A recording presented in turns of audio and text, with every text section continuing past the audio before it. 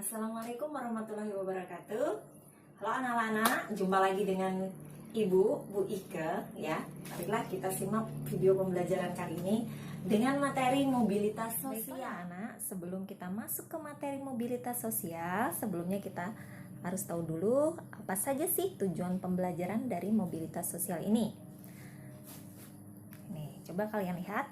Tujuan pembelajarannya yang pertama, kalian nanti akan tahu apa definisi atau pengertian dari mobilitas sosial. Kemudian kalian tahu apa itu saja sih bentuk-bentuk dari mobilitas sosial. Yang ketiga, kalian akan tahu faktor pendorong dan penghambat mobilitas sosial. Yang keempat, kalian tahu saluran-saluran mobilitas sosial. Dan yang kelima, kalian tahu apa dampak dari mobilitas sosial itu. Baiklah, yang pertama kita lihat mobilitas sosial. Mobilitas sosial berasal dari dua kata, yaitu mobilitas dan sosial. Mobilitas sendiri berasal dari bahasa Latin, yaitu mobilis, yang artinya mudah dipindahkan atau banyak bergerak dari satu tempat ke tempat yang lain. Kalau sosial yang artinya seseorang atau sekelompok warga dalam kelompok sosial. Jadi bisa disimpulkan bahwa mobilitas sosial adalah perpindahan posisi siapa? Seseorang atau sekelompok orang dari lapisan satu ke lapisan yang lain. Ya, berarti ini kaitannya dengan status sosial. Lanjut. Nah, sekarang Ibu kasih contoh mobilitas sosial dalam masyarakat. Contoh yang pertama, ada seorang pensiun pegawai rendahan di salah satu departemen, beralih pekerjaan menjadi seorang pengusaha dan berhasil dengan gemilang. Nah, maka itu terjadi perubahan status ya. Nah, contoh yang kedua, seorang anak pengusaha yang ingin mengikuti jejak ayahnya yang berhasil tentunya, lalu membuka usaha lain.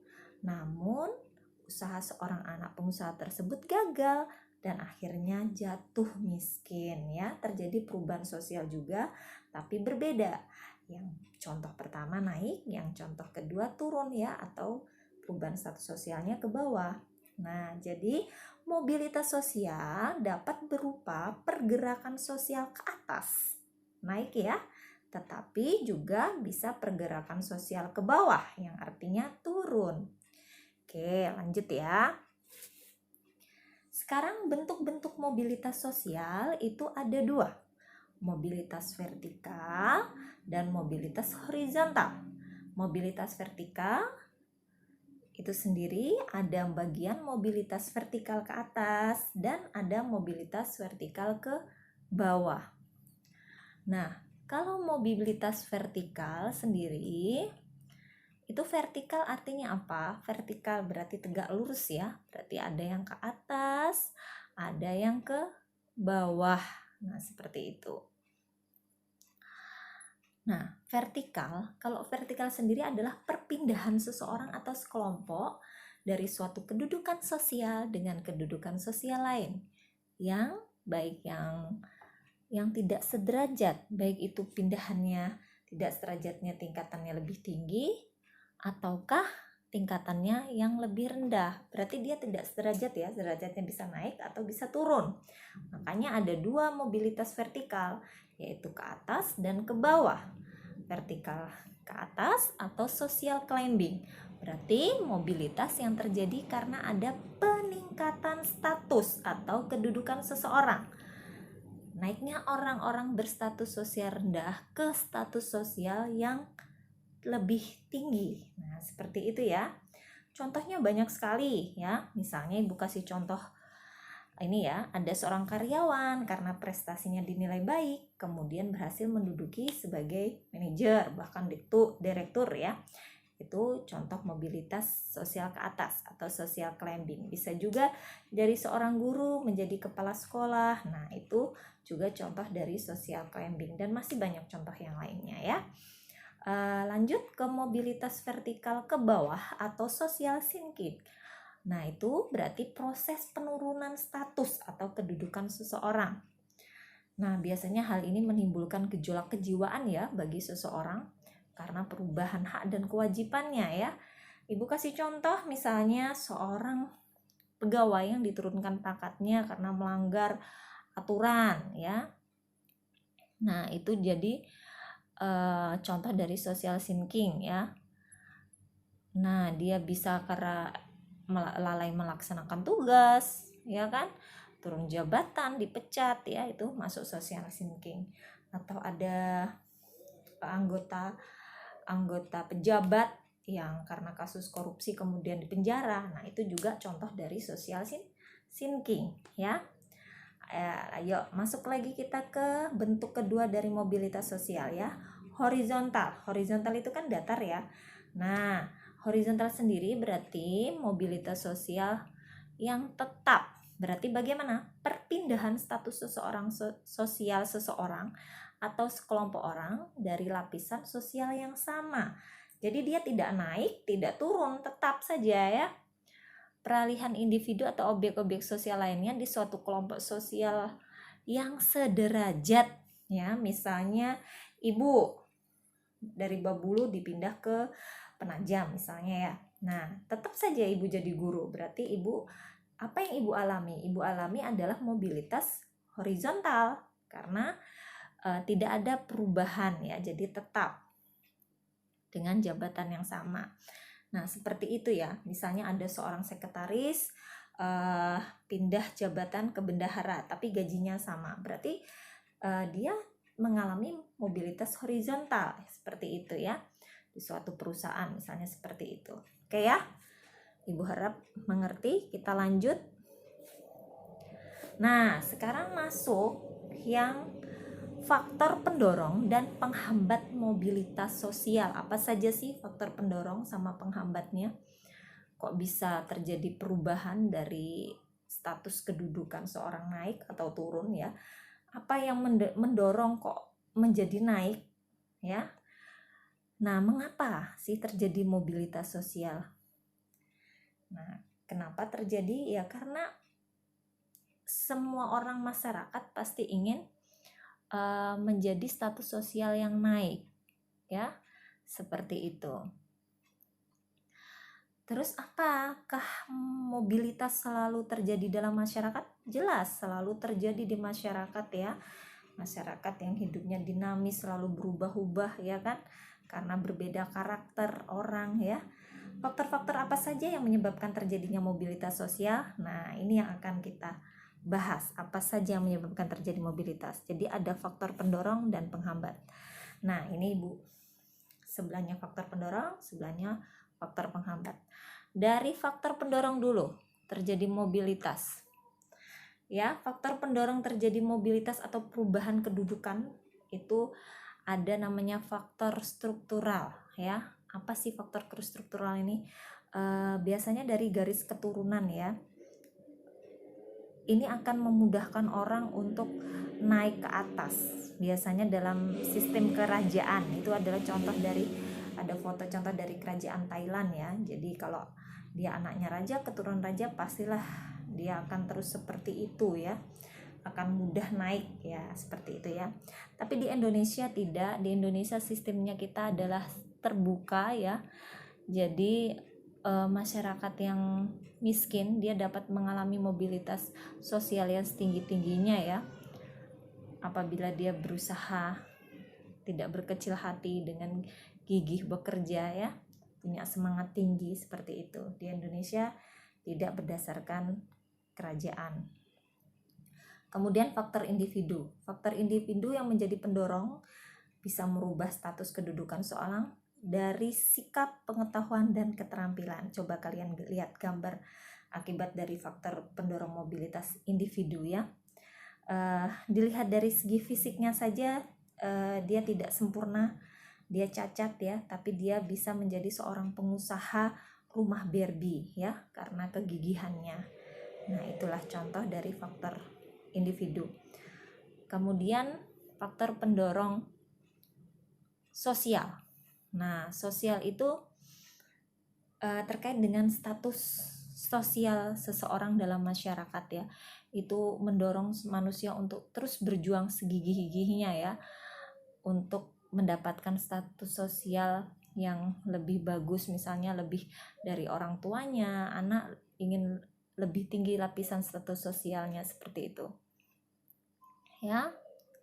Makanya setiap orang tua pasti berusaha anaknya supaya rajin belajar ya. Kemudian faktor ekonomi, berarti terkait dengan keadaan ekonomi ya. Keadaan ekonomi dapat menjadi pendorong terjadinya mobilitas sosial. Keadaan ekonomi yang baik memudahkan siapa? Memudahkan seseorang untuk melakukan mobilitas yang naik, yang baik ya. Seperti itu. Kalau yang baik kondisi ekonominya berarti dia lebih mudah melakukan mobilitas sosial, memperoleh modal, pendidikan, kesempatan, seperti itu biasanya. Kemudian faktor politik ya. Berarti faktor politik kaitannya dengan situasi politik. Nah, situasi politik berarti kaitannya dengan situasi politik di Indonesia ya. Indonesia memiliki stabilitas politik yang baik ya. Kondisinya aman, damai ya, walaupun kadang terjadi demo. Nah,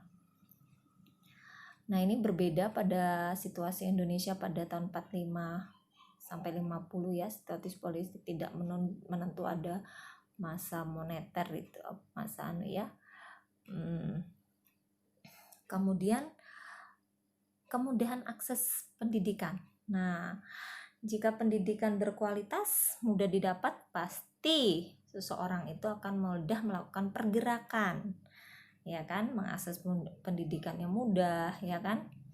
Kalau pada zaman penjajah susah ya, masyarakat terkungkung dengan kebodohan, membaca aja tidak boleh, ya kan, karena dijajah memang. Nah, itu tadi faktor pendorong mobilitas sosial. Nah, sekarang kita masuk ke faktor penghambat mobilitas sosial. Nah, faktor penghambat mobilitas sosial itu kemiskinan. Kalian lihat gambar itu, potret kemiskinan. Nah, berarti ini kemiskinan ini masuk pada faktor ekonomi yang pastinya membatasi mobilitas sosial. Bagi masyarakat yang miskin, mencapai status sosial tertentu merupakan hal yang sangat sulit ya. Salah satu penyebab kemiskinan adalah pendidikan yang rendah. Nah, ini berarti berpengaruh pada SDM, sumber daya manusia ya. Itu hambatan dalam mobilitas sosial ya. Namun pemerintah selalu berusaha mengurangi kemiskinan ya dengan berbagai bantuan seperti BLT, terus Kartu Indonesia Pintar, dan banyak ya. Kemudian diskriminasi itu merupakan juga faktor penghambat mobilitas. Apa sih artinya diskriminasi? Perbedaan ya, perbedaan perlakuan karena berbeda bangsa, suku, agama, ras, dan golongan, itu juga bisa menghambat terjadinya mobilitas sosial. Kalau pada contoh diskriminasi bangsa pada zaman penjajahan itu ya, diskriminasi pemerintahan Hindia Belanda terhadap masyarakat keturunan, perlakuannya berbeda antara masyarakat keturunan Eropa sama masyarakat Indonesia ya, jelas berbeda. Nah, itu artinya diskriminasi. Baiklah, lanjut. Saluran mobilitas sosial. Nah, saluran itu maksudnya bagaimana caranya agar mobilitas sosial itu terjadi. Nah, bagaimana setiap orang itu dapat mewujudkan mobilitas sosial. Nah, caranya, salurannya apa? Melalui pendidikan. Ya. Kemudian organisasi politik, organisasi ekonomi, organisasi profesi, ya. Seperti itu. Nah, pendidikan, ya pastinya pendidikan memberikan kesempatan pada setiap orang untuk mendapatkan kedudukan yang lebih tinggi ya. Organisasi politik, pasti organisasi politik kalau yang berkecimpung di politik, kalau dia mempunyai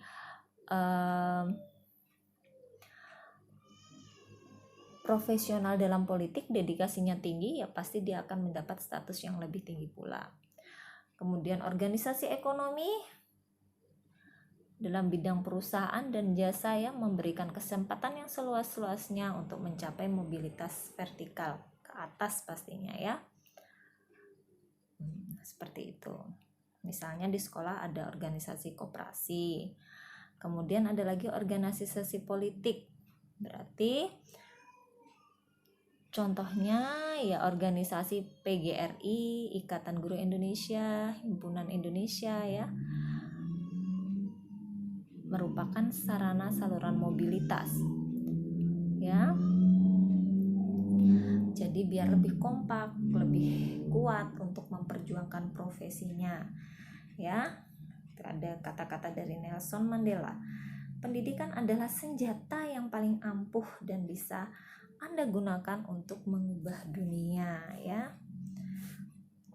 Nah, sekarang yang terakhir adalah dampak dari mobilitas sosial ya. Apa sih dampak dari mobilitas sosial itu? Dampak itu akibat yang terjadi ya. Nah, contohnya kalau dampaknya akan mengakibatkan perubahan sosial bersifat ke atas, social climbing, pasti semua orang akan senang ya. Akan tetapi selalu ada 3 kemungkinan ya. Jadi ke bawah, ke atas, ataukah tetap. Nah itu memberikan dampak ya. Karena berbeda-beda setiap status kedudukan seseorang atau sekelompok orang ya, sekelompok masyarakat. Beberapa dampaknya yang terjadi itu ada dampak positif, ada dampak negatif. Pasti yang positif itu akan menciptakan kemajuan ya. Yang pertama, dampak positifnya mendorong seseorang untuk lebih maju. Nah, lebih maju terbuka kesempatan dari pindah ke strata atau lapisan yang lebih tinggi ya. Seperti itu. Indonesia dibandingkan dulu pasti maju sekarang, ya kan?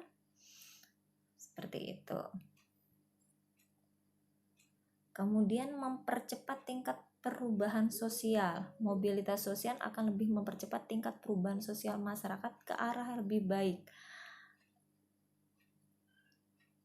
Sekarang terjadi perubahan ya dari masyarakat agraris menuju ke masyarakat industri.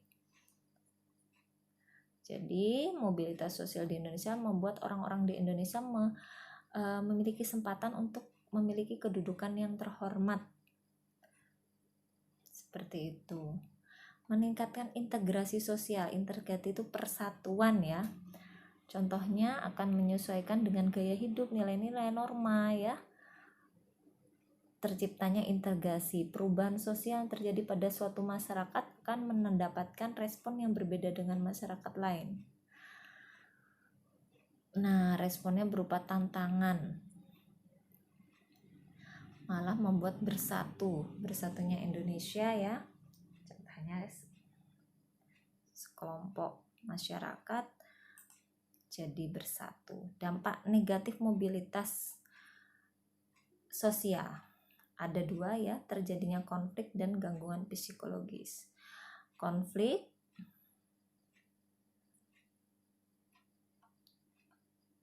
berarti permasalahan ya, karena berbeda tadi, persaingan muncul seperti itu.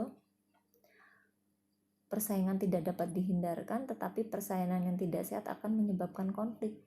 Karena itulah setiap perubahan sosial hendaknya selalu dikelola dengan sikap yang positif ya. Tiap individu atau kelompok sosial berhasil atau gagal dalam usaha melakukan mobilitas sosial harus sama-sama ikhlas dan menerima kenyataan. Ada lagi dampak negatifnya yang lain adalah gangguan psikologis. Seorang yang memiliki jabatan kadang khawatir kehilangan jabatannya ya. Bahkan saat jabatannya sudah lepas kadang ia tidak rela. Jadi banyak yang kehilangan jabatan, frustasi, kemudian gelisah, mengalami gangguan psikologis ya. Contohnya terkena penyakit darah tinggi, asam lambung, insomnia, itu salah satu merupakan penyebab dari gangguan psikologis. Solusinya gimana? Ya kita menerima dengan lapang dada. Nah, baiklah, sekian dari Ibu. Jangan lupa ini ada latihannya. Latihan 3, carilah 3 orang tetanggamu yang mengalami mobilitas, baik itu naik, turun, atau tetap ya. Kemudian pertanyaan pertama, tuliskan secara singkat proses mobilitasnya. Yang kedua, tuliskan faktor-faktor yang menyebabkan mereka mengalami mobilitas. Oke, nah itu tadi pembelajaran dari Ibu ya tentang materi mobilitas sosial. Semoga kalian bisa memahami dan mencermati, dan jangan lupa kirim latihan kalian di e-learning SMP 3.